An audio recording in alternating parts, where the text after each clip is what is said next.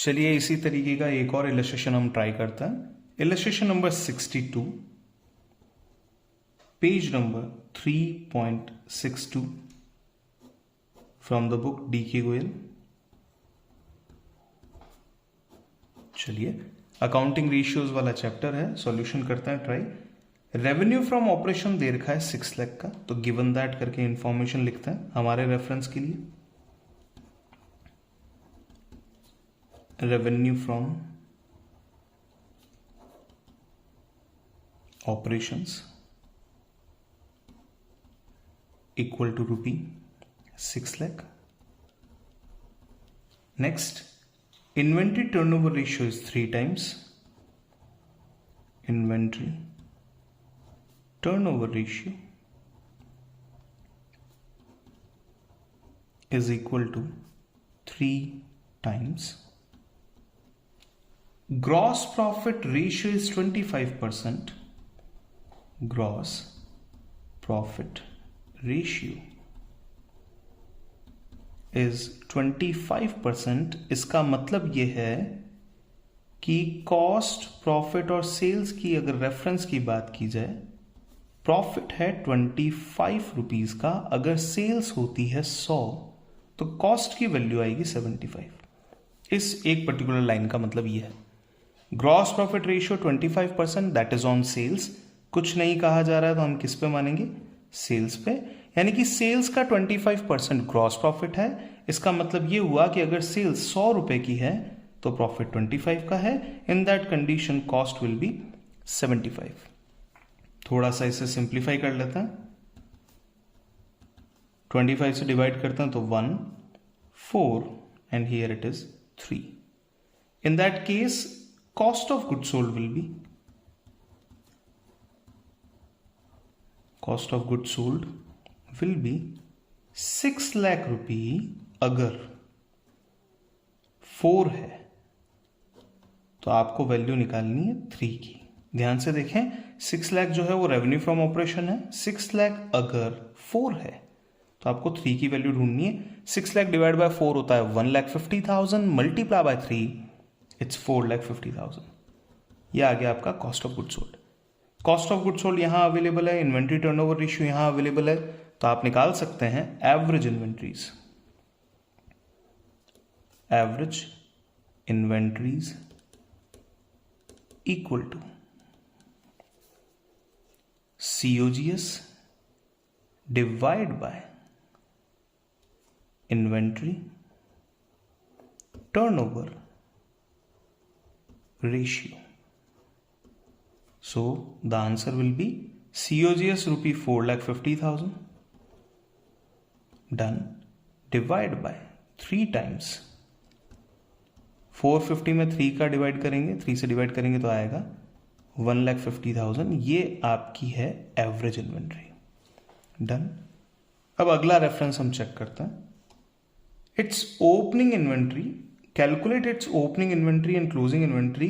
The opening inventory is 25% of closing inventory. Given that, since opening inventory is 25% of closing inventory, ठीक है, ये information question में दे रखी है। Thus average inventory equal to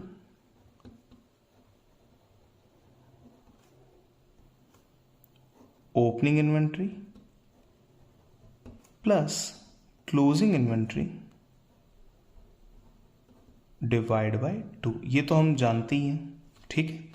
अब इसको सॉल्व कैसे करना है, उसके लिए let the closing inventory be X। तो हमारा फॉर्मूला बन जाएगा यहां पे एवरेज इन्वेंट्री की value 1,50,000 equal to opening inventory की वैल्यू 0.25x, क्लोजिंग इन्वेंट्री की वैल्यू x डिवाइड बाय 2। तो वैल्यू आ जाएगी 3 लाख। जब हम मल्टीप्लाई करेंगे 3 lakh equal to 1.25x x equal to 3 lakh divide by 1.25। किसी भी चीज को अगर आपको 1.25 से डिवाइड करना है, 12.5 से डिवाइड करना है या 125 से डिवाइड करना है, सिंपली उस बेस वैल्यू को 8 से मल्टीप्लाई कर लीजिए। तो x की वैल्यू आ जाएगी आपके पास में 2,40,000। 3 8 जा 24, 2,40,000। तो क्लोजिंग इन्वेंट्री की वैल्यू आ रही है, closing inventory equal to ₹2,40,000। Opening inventories equal to 25% of 2,40,000, that is 1/4 ₹60,000। Check कर लेते हैं क्या हमारा डेटा सही जा रहा है। हम इन दोनों से अगर एवरेज इन्वेंट्री को ढूंढ पाते हैं तो हमारा आंसर बिल्कुल सही होगा, वेरीफाइड आंसर होगा। चेक करते हैं। Opening inventory 240, closing inventory 240, opening inventory 60, दोनों को ऐड किया 3 लाख रुपीज आता है। 3 लाख डिवाइड बाय 2 150 होता है, जो कि हमारा एवरेज इन्वेंट्री का वैल्यू है, एंड अकॉर्डिंगली हमारा आंसर करेक्ट है।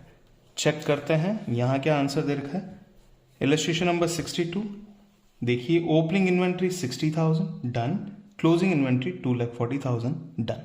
दैट्स इट, ये हो गया हमारा सॉल्यूशन।